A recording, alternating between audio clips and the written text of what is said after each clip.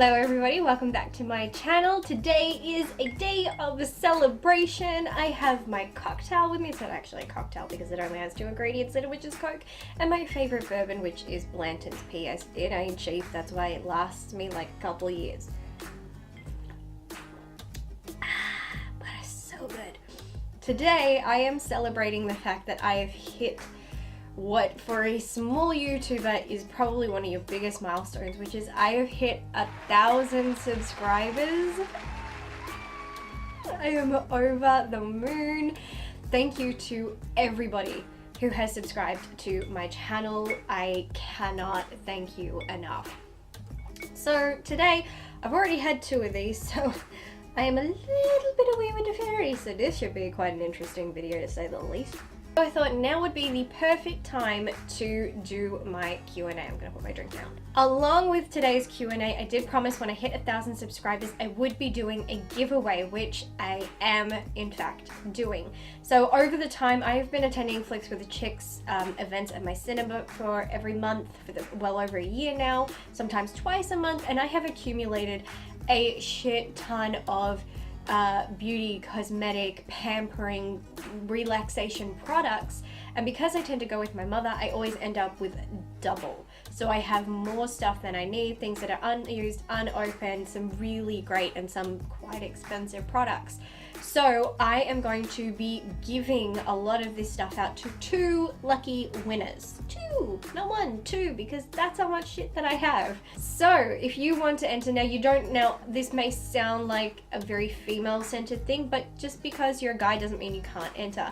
Maybe you liked luxury stuff, maybe you want to pamper yourself, or maybe there's a special lady in your life who you would love to give all that stuff to. Either way, if you want to enter, 2 ways to enter. 1, you have to be subscribed to my channel, simple as that. 2, comment down below and tell me what is your favorite video of mine and why, and also please leave a way that I can contact you, whether that would be Twitter, Facebook, Instagram, or an email address. Whatever you're comfortable with, just so that if you win, I can actually contact you to tell you that you won and find out what your address is. Also, full disclosure, I am going away soon. I will be announcing the winners in about a month, but I won't be shipping out any of the prizes until after I come back from my trip. I can't very well be sending things out if I'm not in the country. So, of course, whoever wins, I'll contact you and I will discuss that. But either way, you're gonna get your stuff regardless. I keep my promises. Just ask my last giveaway winner. I do mail out my stuff. Anyway, enough of that stuff.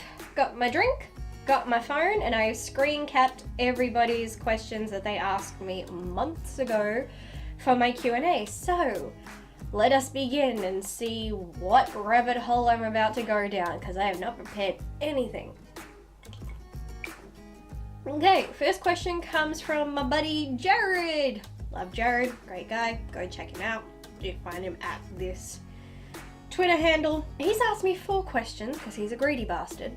Question number 1, if you could combine any 2 franchises, what would they be? Oh my god, I actually remember my answer to this one. I thought about it because a lot of my favorite franchises, the mythology of them just would not work if you tried to combine them. So I thought long and hard, and my answer to that is James Bond and Jason Bourne.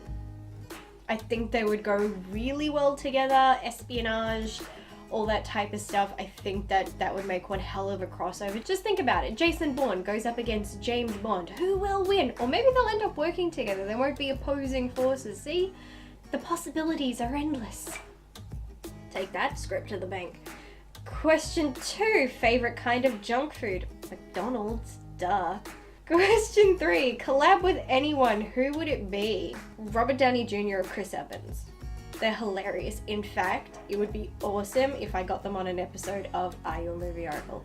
Just think about it. Those 2 going head to head in movie trivia questions. Oh my god, that would be best. Question number 4. Oh boy. What is a useless, there are quotes there, talent you are amazing at? Well, he said useless, so there's one area I can't talk about. But I have an answer. Okay, my useless talent, here we go. Back in the day of VHS for some of you might be too young to know what that is. Before the film began, this is at least in Australia, I don't know what people did in other countries, but in Australia, they would play a bunch of trailers before the movie started on a VHS tape, but before the trailers started, there would be this narrator who would talk about the evils of video piracy. And so what you'd have was I'll try and put up a picture somewhere here. So you'd have a video cassette in the background, and then you'd have a scroll, which would be in big orange, yellow letters. And as each word would go across, it would form the sentence, "Have you got what you paid for?" And beneath each word would be a sentence, something about piracy. And there would be a narrator. And as this is going on, he's talking about piracy. I watched so many videos in my youth that before I was even 10 years old, I had this entire piracy speech memorized by heart. I would not even skip it when videos came on, because for me, whenever I heard it, it was like, oh my God, I'm sitting down to watch a movie. Like, that's how I knew I was about to have a good time. So I would always say it along with the narrator. And then I got to a point where I would just say it by heart. And then I'd say it in front of people when they'd be like, how many movies do you watch? I'm like, enough movies to know their shit by heart. Then I would end up doing like sleepovers with friends, and if we were watching movies, which is typical with sleepovers, I would be saying things along with the narrator, and then it became a thing that got around with some of my friends, and they're just like, oh, she knows the whole thing. So they'd have me get up and actually do the whole speech, and people will be laughing their asses off. I don't know why it was that funny, but nevertheless, I would do it, and so that kind of became my thing that I was known for. It's such a weird, dumb thing to be known for, but nevertheless, that's what it was. And yes, I can still to this day do it, even though I haven't watched a VHS in a while. I have a few of them, and I have a video player, I just haven't watched any in a while. So, here we go. You ready? Okay. Have you ever bought or rented a videotape that wasn't quite right? It may have been a pirate copy, an illegal and inferior copy for which you paid good money. Pirated tapes are recognizable by poorly presented or photocopied jackets, poor sound and or picture quality, the lack of censor and other labels on the face and spine of the tape, and the absence of warnings, such as this at the beginning of the tape presentation. Pirated tapes rob artists and studios of their rightful income and add to the cost of a video to the consumer. Video piracy is a major problem in Australia. Please help us stop it. If you buy or rent a tape which you believe is not the genuine article, please call this toll-free number for advice. Or write to Post Office Box 515 Mona Vale, New South Wales 2103. This message was brought to you by the Australasian Film and Video Securities Office. Mic drop! Boom! I watched way too many movies as a kid, and I still know this shit. Go me. I'm actually going to try and find a link to that opening on YouTube, and if I find it, I'll post it in the description box, and you can see that I know it by heart. Anyway. Next up, good old Jamie Hughes. He's got 3 questions. Everybody is so greedy with their questions today. Question 1. If you could go on a night out with any RuPaul's Drag Race queens, who and why? So this isn't RuPaul's Drag Race, this is from Drag Race Thailand, but Pangina Heels, OMG. I love Pangina Heels. Pangina Heels is the co-host of Drag Race Thailand. He is fine out of drag, and he is a work of art in drag. It ain't fair, I'll tell you that, but those are my choices. Favorite musical? Uh-oh. Are we talking movie musical or Broadway musical? If we're talking movie musical, then my first thought goes, I actually did a top 10 movie musicals video. So my first option is Xanadu. I don't give a shit if people hate the story. Who watches musicals for the stories anyway? But they're for the bloody music most of the time. And Electric Light Company, oh my god, they give some great songs in that movie. I love that soundtrack. It is so, you've got characters from Greek mythology, you've got neon 80s this, you combining 40s music and 80s music. It's like me in a movie. It's weird, it's perfect. But I put that on par with Rocky Horror Picture Show because I have grown up with that. And if you're wondering, my favorite song is Hot Patootie because it's done by my favorite singer, Meatloaf. But if we're talking about Broadway musicals, I can't pick a favorite. I've seen so many in my life. My brother has taken me to so many of them. I love Wicked, Phantom of the Opera, Love Never Dies, which is the sequel to Phantom of the Opera. I love Avenue Q, Legally Blonde the musical. There are so many. I don't know where to begin. Priscilla, which is like one of my favorite movies, but it's a really fun musical too. There are just so many. I don't know what one to pick first, but I don't know if I'm gonna go off the top of my head. It's probably maybe gonna be Phantom of the Opera. No, Legally Blonde. No, Avenue Q. I can't decide. There are too many good ones. That's an impossible question, depending on whether you meant Broadway or movies. Future channel plans. I plan on doing more Oracle Reacts videos, not about trailers, but reacting to really dumb movies because I do get such a kick out of watching them. I've just started a Patreon account. I'll link to that is in the description box. So if you want to help me out, go check that out. God, that sounded cheesy. Definitely going to keep doing Are Your Movie Oracle episodes. I love having new guests. I haven't done a cocktail inspired by movies video in a while, so I'm gonna try and do one of those when I have the money to go and buy the ingredients. Once I do that, I'm gonna do a cocktail. The next one that I have in mind is a Star Wars themed cocktail. I'm also going to try and do more true story videos. I did one for Winchester. I've now done one for Annabelle. I really love doing those. I kind of get to do like investigative.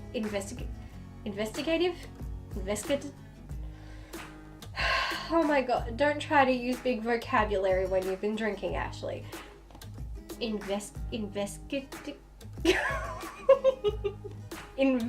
my god, what is this fucking word? I'm just gonna put the word on the screen because I can't say it.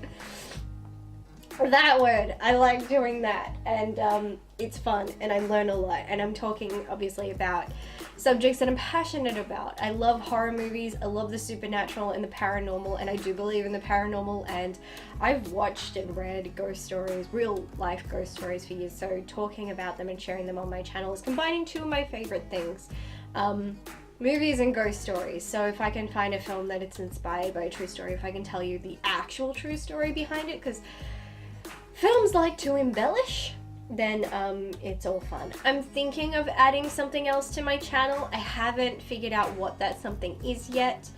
I want it to be fun but different from other channels. I'm also going to be doing more ranking videos. I've got a whole list of ones that I want to do. Yeah, but what this new video is going to be, I haven't figured it out yet, but when I do, it'll be there and y'all will be the first to know. This is a weird question. So this was actually written by my buddy Caleb. He does a podcast called PPLAreTerrible. He actually recently deleted his entire social media. He's taken a break from social media, freed himself from the toxicity of internet land. But I think he still works on his PPLAreTerrible podcast. So through that account, my buddy Caleb has asked me, he says, I have a question. If you had to fight one mountain lion or 100 house cats at the same time, which would you choose? I picked the mountain lion. A mountain lion is going to go for the kill. They're going to go for the jugular. Chances are a tooth is going to hit an artery. I'm going to bleed to death pretty fast, so it's going to be a quick death. 100 house cats are going to kill me, claw me, just go at it very slowly. I'd rather be killed quick. I'm not in for a slow, painful death, so I go the mountain lion. A man from Malta, Ashley, man who shares my name but spelled differently. He has two questions. First question is, which Charmed original series, I love that you specified, sister would you be? That's easy. That's Piper. I have often in the past been told by other Charmed fans that I kind of look like Piper. Probably not anymore, and that I kind of have some of her mannerisms. This is kind of true. Not on purpose, it's just a coincidence. And we definitely have very similar personalities. And anytime I do a quiz, which charm character are you? I always get Piper. So, and that is, and that is what this tattoo represents. It's a tribal symbol, but in an issue of Charmed magazine, they did character profiles for each sister and Leo, and each character was represented by a tribal symbol, and this tribal symbol represented Piper. Piper's my favorite character, so that's why she's there. Power to Piper! His second question is, what is a program from your childhood that you would love to see adapted as a movie, and who would you cast in the lead? Ah, shit. Okay, I've had another thought. If they were going to do a movie and it not be live action, I want it to still be a cartoon, I would want them to do a movie from one of my favorite animated TV series as a kid, Gargoyles. That shit was the bomb. It killed me that they cancelled it. It was one of the best cartoon TV series ever. I could still watch it and I can still cry over it. And I would want the original cast, assuming they're all alive. Oh, Goliath. Oh my god, his voice. I love that show. Yes. Do a cartoon movie for Gargoyle, please. Next is my buddy Daniel. He has 3 questions. First question is, what's at the top of your bucket list? Look, if I'm honest, my bucket list is get married, have kids. I have certain women, if I ever met them in person, they'd get a slap in the face, who say that is so 50s housewife, it's degrading to women, and I want to smack them.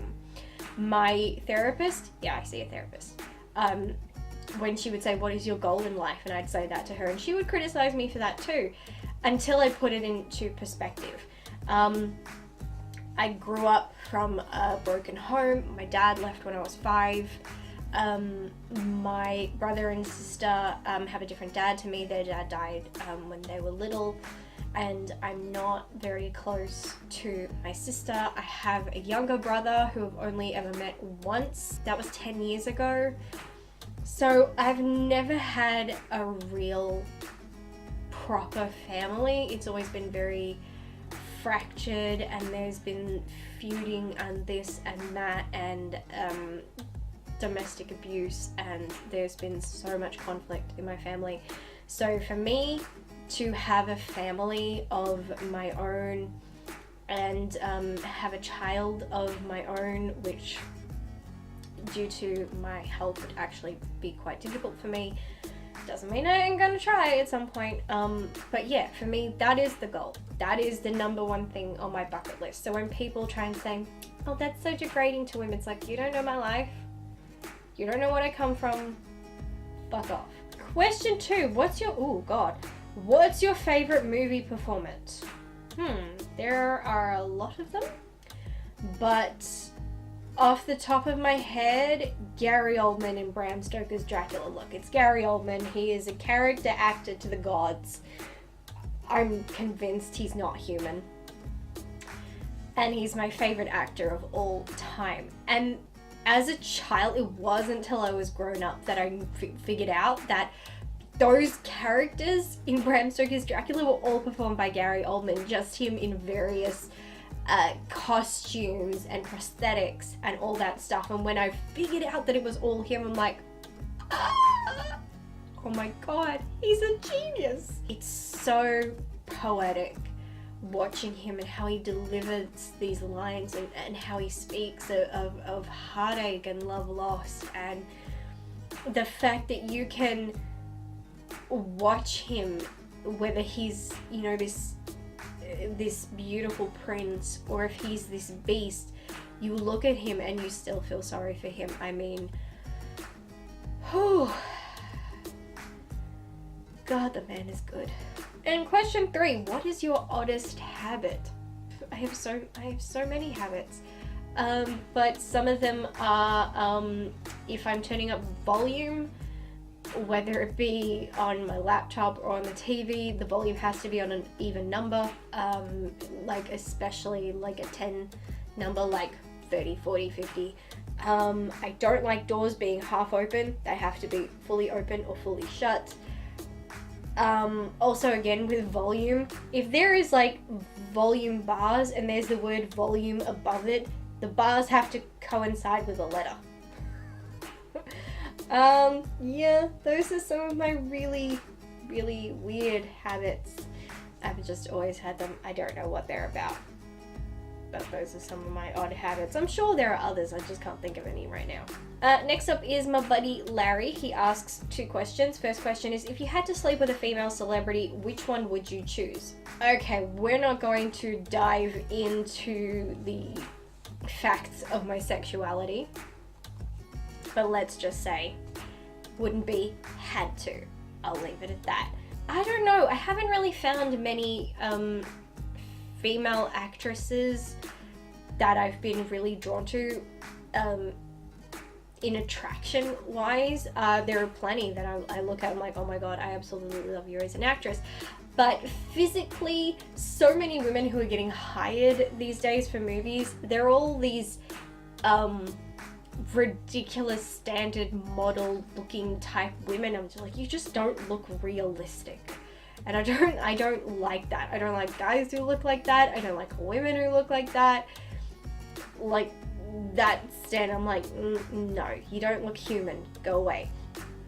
But back in the day, I used to have a huge crush on Jessica Alba, especially in the days of Dark Angel, Fantastic Four, and when she did Into the Blue. Was it Into the Blue? Yeah, and she was wearing her little blue bikini number. I had that picture on my wall for quite a while. Oh, there's actually 3 questions, my bad. But the next one is, if you were a native Australian animal, which one would you be? I would be a koala, because they like to spend most of their time sleeping. And so do I. Other questions, what famous movie animal would you have as a pet? Okay, I can't think of anything. Famous movie animals. There are so many. First one that comes to mind is Bagheera from the Jungle Book. Black Panther, I mean, he's a Black Panther, but Black Panthers aren't even a real species. In case anyone knows, this is such a pet peeve of mine. There's no such thing as a Black Panther. That is a misconception. A Black Panther is a nickname for members of the cat family that have melanin problems, meaning they produce too much melanin and so they end up with a black coat. This is common among leopards, jaguars, sometimes pumas, I think. And there was another one that I'm forgetting. And I often see people post pictures and they're like, oh my god, this is the most beautiful panther. I'm like, there's no such thing. And if you look at the picture, it's a leopard. It's a leopard. Like, most of what would normally be like yellow or gold fur has become black, but if you catch it in the right light, you can still see all the leopard spots on it. So go and Google it and you'll find out. Black Panther, not technically a real species. But yeah, I always loved Bagheera. I guess Bagheera would technically have probably been a jaguar. And he was beautiful black, and he could talk. So if I could get me a black jaguar that talked, I'd be pretty happy. Like, take that, Princess Jasmine, with your Raja. I got Bagheera. Okay, so next up we have Andy. I don't know, here's his Twitter handle. I get so confused between people's Twitter handles and then the other captions. Oh my god, what are your names? So he gives me 2 options depending on which phrasing I like. So I'm going to go with the second option, which is, what is the one thing about you now that would make your childhood self angry, embarrassed, curl up in a ball? Ooh, they're getting deep. When I was a child, growing up, I was actually incredibly confident.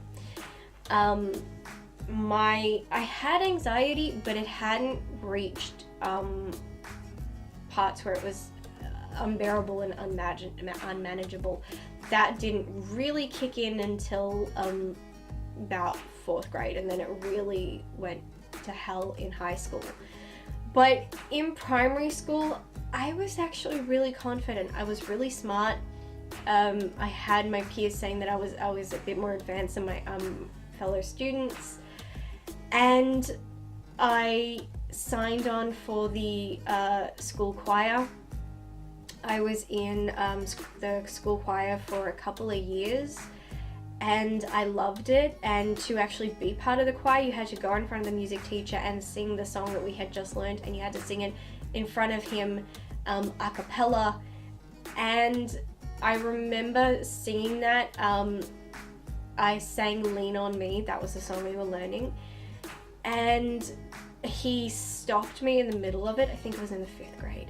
He stopped me in the middle and he said, look, Yurin, he said, look, in all honesty, most kids can't sing, but when you put them together, they sound really good. And he said, but you can actually sing. He said, you're the first student who's come in today who actually has a voice. And he actually did singing on television, so I guess he knew his stuff. And I was so flattered. And then I had another music teacher who was really nurturing, and I had these people who had the ear for music telling me that I could sing, that I had a voice, and telling my mom to, you know, nurture my talent. And then life in school just got terrible. And whatever confidence I had as a kid, I don't have anymore. I could go out, I could do things, I could interact with people, I could take risks, I could, if you were to ask me, how does that song go, I could start singing it for you, and I can't do that anymore. If someone tells me, how does that song go, hum a tune, I freeze up and I freak out, and I can't even do that. And I think my childhood self would be horrified to see the person that I've become. This very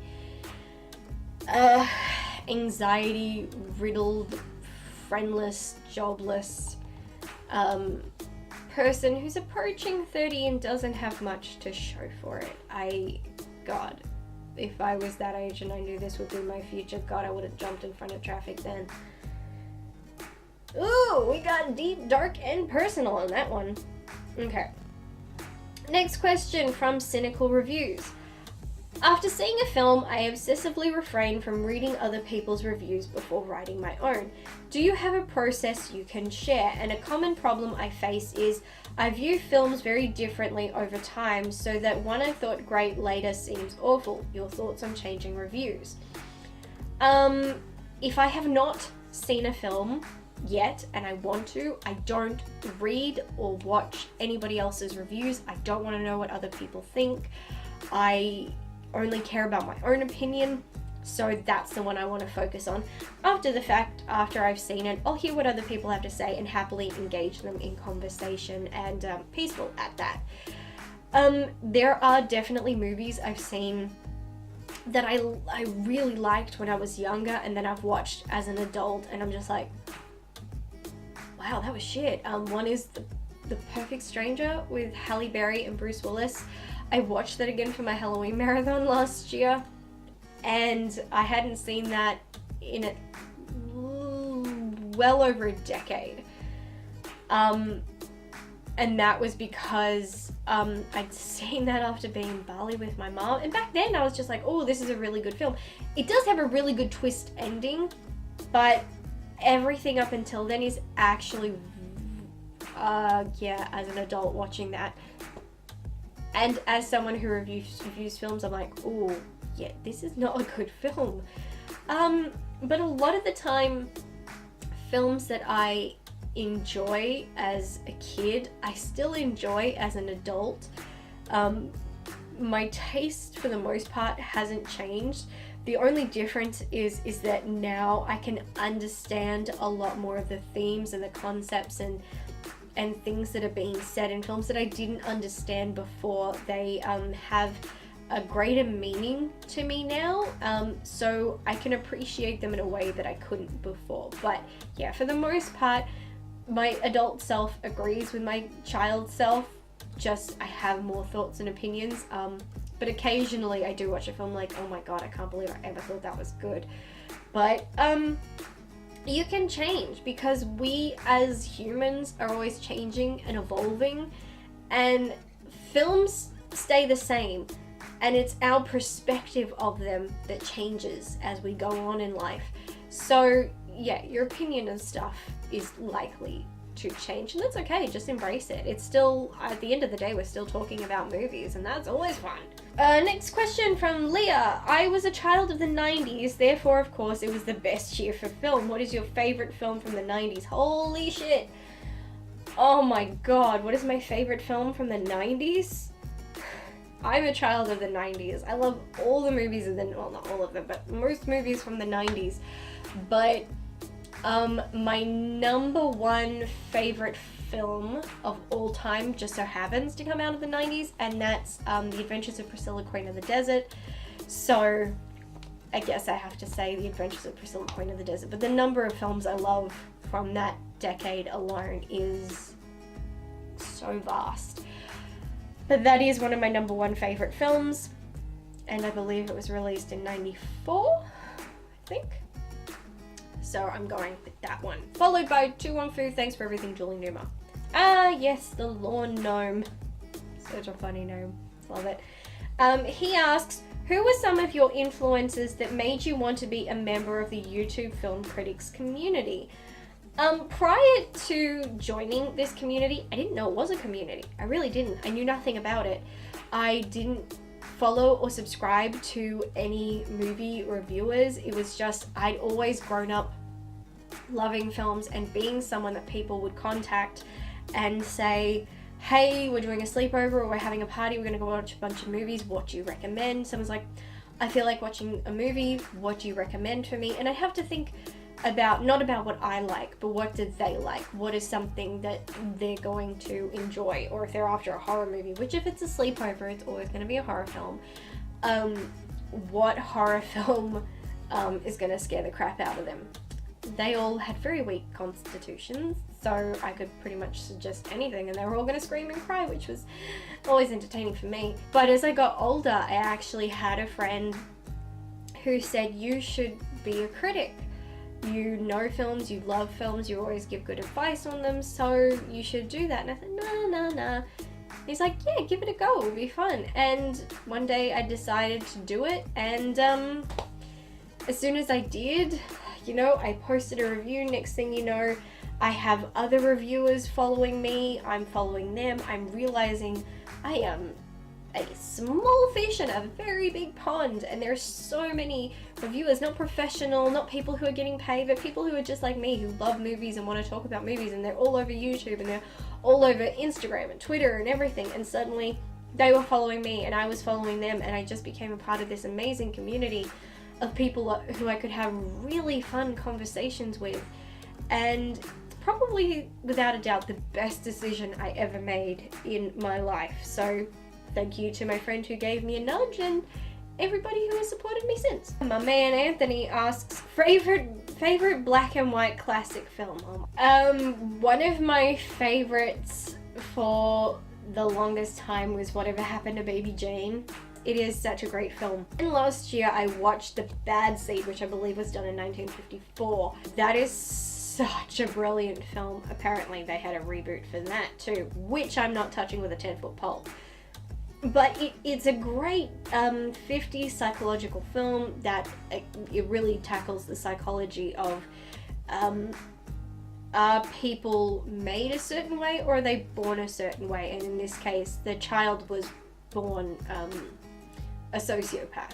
She had no feelings, she was very manipulative, and the mother caught on to it and was just kind of going, did I do this? Did I make my daughter this way, or is she this way, and can she be fixed? And no, she can't. She's gonna get worse.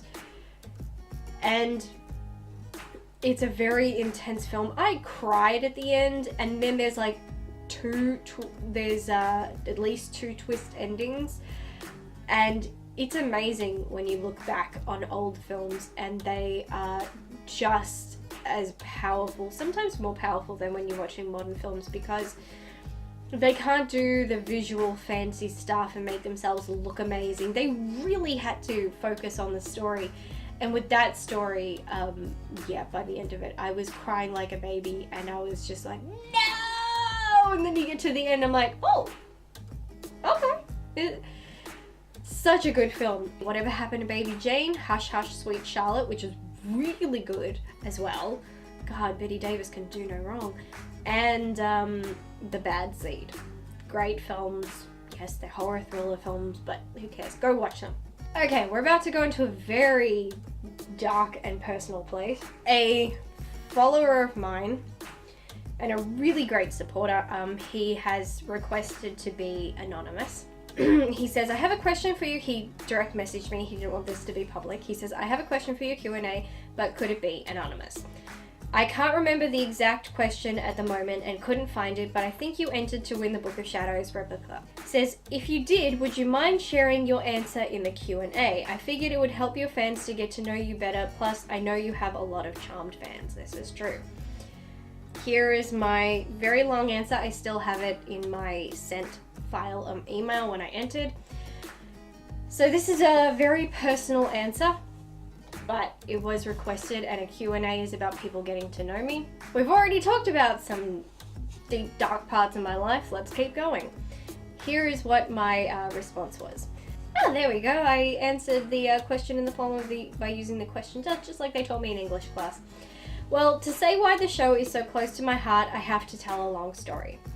Charmed first aired when I was 7 years old. This was not a happy time for me. My father had left me, and it was during this time I finally realized he was never coming back. Kids at school made fun of me, telling me I had no dad because no one likes me. I felt alone and isolated with no one to turn to. During this time, I saw the first trailer for Charmed as it was soon to air in Australia. I saw sisters and magic, and the feeling I had when I saw that first trailer was as though I'd just found my family.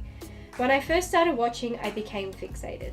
I didn't always understand what was going on, but I related to these women.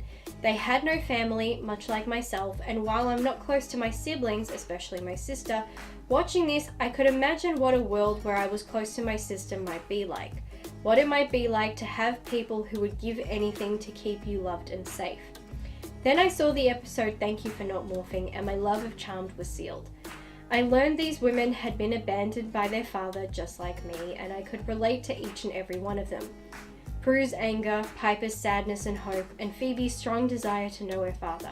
Each of these women was an embodiment of everything I was trying to process about being abandoned. Suddenly, I had this show.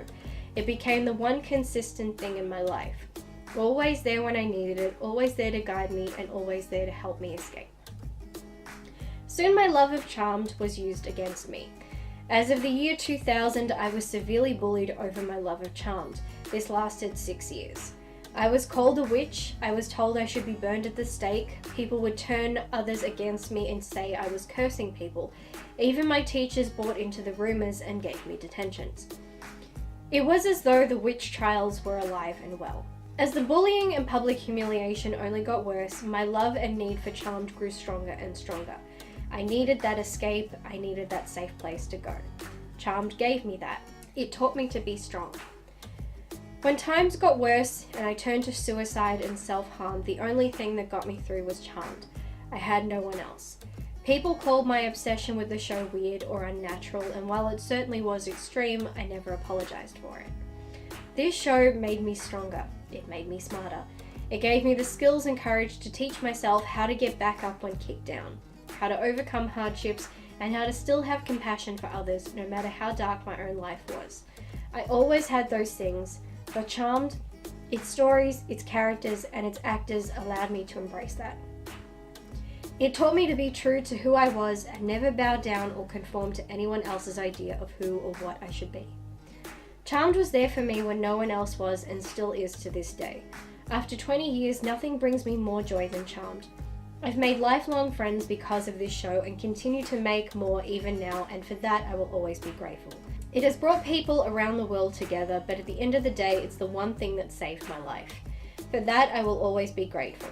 For that I will always love it, and for that I will always protect and cherish it. I had no idea at age 7 what Charmed would become to me, but I am glad every day I saw that trailer and that this was brought into my life.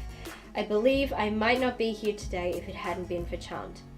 Now that you know what Charmed means to me, and I thank you for taking the time to read my story and everyone else's, many of us share similar stories, and it amazes me to learn just how many have been impacted by this wonderful show. I hope it continues to help people for years to come. Blessed be, Ashley Dana Burnell. Well, that was deep and emotional. So yeah, that was my response. That's why Charmed means so much to me, and why it will always mean so much to me. I have a dark past. A lot of people do, and I don't shy away from it. I don't get embarrassed about it. I recently on Facebook opened up about a very personal experience of mine, and I didn't feel ashamed, because it's very liberating to talk about these things. And when you talk about them, you can help other people. There was no one for me to talk to about these things, about what I was going through, when I was going through it. But if I can talk about these things and not be ashamed of them, I can let other people know that these things are okay. There's nothing wrong with you, and you can get through them. They're really ugly and they really hurt and they suck, but that doesn't mean there's anything wrong with you. It just means you are fighting. I have fought and I'm still here, and if I can, then you can too. Did anybody know we were gonna go that deep in this Q&A? Whew. Break out the drinks and let's try and move on to a much lighter question. Good God knows I need it. Animation commendations is top 3 celeb crushes. Uh-oh. I can't. I have this weird thing. A lot of the times I have a crush on a celebrity, and then I almost always find out they're either gay or married or both. And my brain is kind of wired where I stop having an attraction to someone that I know I can't have. So if they're gay, my brain immediately shuts that down and goes, nope, not available to you, move along. Married? Nope, not available to you, move along. And had a crush on Matt Boomer, forget how to pronounce his last name. And then I went Googling. He's gay, he's married, and he has kids. I'm like, son of a bitch! I'm like, damn, now I can't enjoy having a crush on you. Then I had, for the longest time, I had a crush on Luke Evans. Good God, he's delicious. And then I was Googling him, found out he's gay. I'm like, oh my God, am I attracted to gay men? This is sad for me. So as soon as I found that, I'm like, well, there goes that one. Can't like him anymore. I did used to have a crush on Gary Oldman, and a friend for my birthday wrote a poem where she talks about me being Gary Oldman's ex-wife. That was funny, but I don't have a crush on him anymore. I just love him as an actor. Had a crush on Chris Evans. Do I still have a crush on him? A little bit. Jamie Dornan. Yep, got a crush. I had a crush on him, but he's happily married and has 3 children, so he gets pushed away again. So my crushes are dwindling. I can only have crushes on people who are available. I respect people's sexuality and the Institute of Marriage. There we go. McRob. Woo. Question 1. What is the worst movie experience you've had at the theater? Oh boy. So terrible, I barely remember what the film was. I think I was in the 7th grade. I went on a double date with my friend. She had her date, I had mine, and it was a nightmare. It was the worst date I've ever been on. No, second worst date I've ever been on in my life. We went to the movies. We sat down. When we went to go sit down to our seats, I quickly went to the bathroom, then came and sat down, and I'm like, why does my seat feel wet? To which my friend alerts me to the fact that my date had this stupid idea of opening his drink, in which case it spilled onto my seat, and nobody bothered to tell me. Later on, he's going through, so we change seats. Later on, he's going through his container of popcorn, and he does something stupid, and he ends up pouring popcorn all over me. It's in my skirt, it's down my top. It was a hot mess. Then after that, he is trying to crack open a thing of candy. He does that, the candy goes flying. Managed to only go flying in one direction, which was my lap. So by the end of the movie, I get up and I've got pieces of candy stuck all over me. And then of course we were laughing. I was humiliated. And by the end of that, the guy who was obviously there with his, I'm gonna say, girlfriend, turned around at some point to scream at us to shut the fuck up. Can't say I blame him. You were in the right, dude. But you do not realize how much I was suffering. What's your favorite genre of music? Oh boy. I don't have a favorite genre. My taste in music is very eclectic. I have music from every genre. And my iPod is always on shuffle. 1 minute I'm gonna be listening to a Broadway musical. The next minute I could be listening to fucking Slipknot. You will never know what's gonna appear next. It's just an amalgamation of music because that's who I am. I'm not someone who fits into boxes. I don't do boxes. And that counts with music too. I love every genre. There are certain artists I don't like, but genres, yeah, absolutely. So I don't have a favorite genre. What are some of your favorite bands? I used to like Paramore. I don't really like their new stuff anymore. Okay, they're not bands, they're technically groups, but I love Girls' Generation, Big Bang, Super Junior, 21. They disbanded. Those are some K-pop groups that I love. I like Nickelback. Don't give a shit what anybody says. I enjoy Nickelback. There are a lot of bands that I like. What is your favorite movie franchise? Ooh. Fuck it, I'll say Wizarding World. I love the Harry Potter films. I love the Fantastic Beast films. I will definitely be right out there to see it. So I guess that's my favorite franchise. Because right now I'm drawing a blank on everything else. Okay, Cody O'Toole asks this question on behalf of himself and his brother, which is, where did the idea of creating your own game show come from? Good question. I love movie trivia. I love answering questions about movies. I love doing movie quizzes. In fact, for my 17th birthday, my family said, what do you want to do for your birthday? I said I wanted to do a trivia night. I had everybody pick a name out of a hat, and they were assigned a person, and they would have to write questions about a topic that was that person's favorite topic. So my mom was general knowledge, my brother was Broadway, my sister was sports, I chose Charmed and Harry Potter. Can't remember what my brother's boyfriend at the time picked, but it was something. And so we all had to write questions, and then we would on the night we would ask people those questions. I of course was acing mine, so I've always loved it. And being on the internet, you see a lot of the toxic aspects of it, especially when it comes to films. People who sign stupid petitions, people who will get violent and aggressive if you don't agree with them, or if a film didn't turn out how they envisioned it in their head, and people just fighting over bullshit instead of celebrating the fact that we have this one thing that we all love, which is films.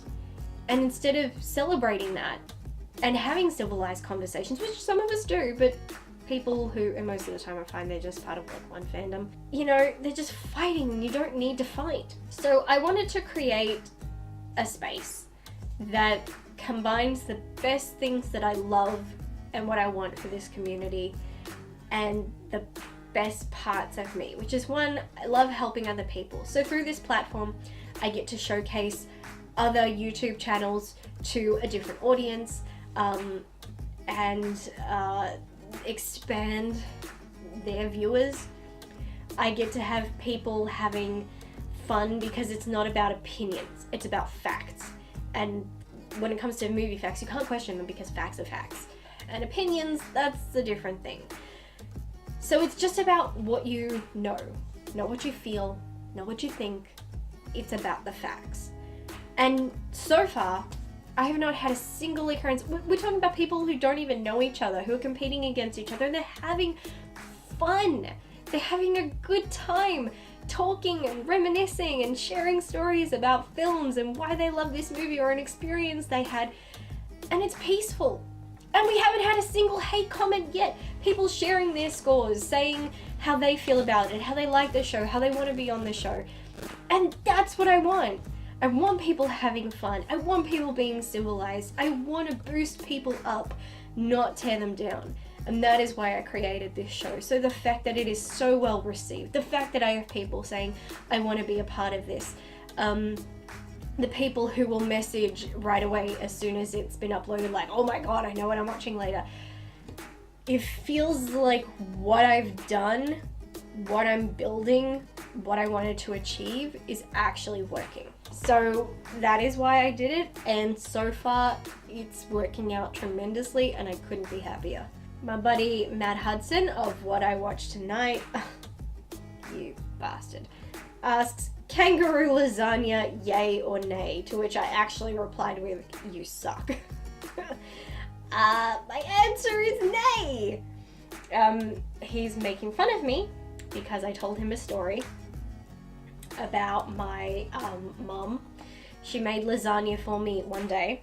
She was a nasty woman this day. She made lasagna for me. I love lasagna, especially my mom's lasagna, but most kids I'm sure feel that way. She gave it to me and I started eating it, and it had this kind of burnt taste, and I ignored it because I thought maybe she just burned it a little bit. And she's watching me intently and she's like, so how's the lasagna? I said, it's fine. Why do you ask? She's like, no reason. No reason at all. Later on I went back for my second piece of lasagna. She's like, oh, you're going back for a second piece? I'm like, yeah. She says, oh, okay. So why? She says, okay, I wasn't going to tell you, but I'll tell you. Truth is, I ran out of beef, so the rest of the meat I put in there was what I had in the freezer, which happened to be kangaroo meat. And I said, are you kidding me? She goes, no. And I said, I'm eating fucking Skippy. She said, yeah. I'm like, I said, how could you trick me into eating kangaroo? Kangaroo is not a bad thing, and probably if I was conscious of the fact I was eating it, I would have chosen to eat it. It's actually very good meat, low in fat, high in protein, and it's a very good meat to have here in Australia. Yes, Australians do eat kangaroo. And so I didn't really want to eat another slice. So then she comes, she says, I'm just kidding, it doesn't have kangaroo meat in it, it's just beef. I'm like, you sure? And she says, yeah, it's just beef. So I eat another slice. Then later on she goes, I was just screwing with you, it really is kangaroo. I'm like, oh my god. I'm like, you are tricking me into eating this food. What am I eating? She says, no, really, it's kangaroo. I said, you're a bitch. Why are you doing this to me? So the next day, I wake up and she says, how are you feeling? And I said, horrible. I don't trust you. I don't know what you're putting in my food. She says, I was just kidding. It really was beef. I'm like, what the fuck is wrong with you? Is it kangaroo or is it beef? She says, do you really want to know? I said, yes. You have been screwing with my head all night. What the fuck did I eat? She says, well, you ate the whole thing. I said, yes, but what animal was I eating? And she says, well, it really was kangaroo. I said, was it really? And she goes, yeah, I'm not messing with you anymore. It really was kangaroo. And I'm just like, I hate you so much right now. It wasn't the fact that she lied. It was the fact that she kept going back and forth on it for like 24 hours, screwing with my head.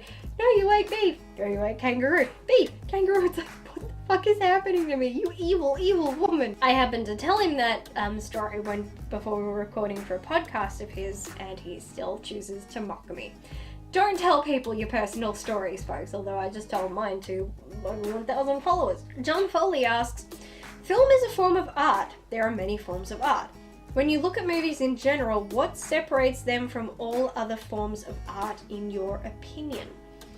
All art is subjective, but I think movies have a very, very emotional impact on its viewers. They can teach us something, we can relate to them, we can take different things from them, and we can also bond with people over them.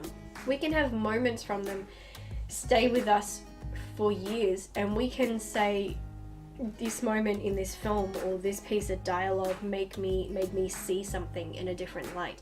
Now, a lot of these things I think apply to music. Music also is something that's very common with what's called sense memory. which sometimes it's you smell something and it brings back a memory associated with that smell. You can do the same thing with music. God knows it happens to me. If I ever hear the song Anything You Want, You Got It by Roy Orbison, I immediately bawl my eyes out because it was one of the last songs that was playing before my dad left. So it immediately brings back those abandonment feelings and I cry. Films, sometimes your memories attached to them change or you create new memories from them. But they are such a powerful learning experience, and the things that we take from them, the things that we relate to them and what they mean to us, and like I'm repeating myself here, but those moments can really, really stay with you. The number of times you hear someone saying, for example, with Star Wars, you can hear someone saying, I remember waiting in line in 1977 for the first Star Wars movie. Or I hear my mom talking about the first time she saw a film in color and how it was just this insane thing that they never could have imagined happening. And while we don't have those level of things anymore, we do have things like Avengers Endgame or a couple of other things that achieve things we've never seen before, and they have a lasting effect on us. And we're going to be the same down the road in our old age, and it's like, well, I remember in my day. And it's kind of good that there are things we can pass on to the next generation and share with them and bond over. And it's just like, it's interesting how a film can connect each generation. You wouldn't think it could, but it can. And it's actually a really beautiful thing. These guys ask, basic question, what makes a horror movie scary for you? Jump scares or atmosphere? Interesting, that's a very good question. Jump scares can be very impactful. If done correctly, they can also have a lasting effect. Atmosphere, definitely important. You have to create the right atmosphere. Build up is hugely important. If you just have random sporadic things happening, you don't have an emotional investment. So you're not really gonna care once it happens and once it's over. Another thing that I love is when they really play on the psychology, when they either make you think or make you picture things. There's nothing more powerful than when a film tries to have you, whether you like it or not, insert yourself into that film. You feel what they feel, you think what they think. Then it goes into a part where you don't know what's happening because it forces your brain to go worst case scenario. And your brain is going to start envisioning and imagining what is the worst thing that could happen in this moment. And your brain is going to think of what's most terrifying to you, the individual. And that's going to stay with you. That is going to leave a massive impact. Atmosphere is important, but the way a script for a horror film is written, if it's done intelligently, if it plays on the human aspect and human fear at its core, what triggers it, or what it is all about fundamentally, it's gonna have a very strong impact.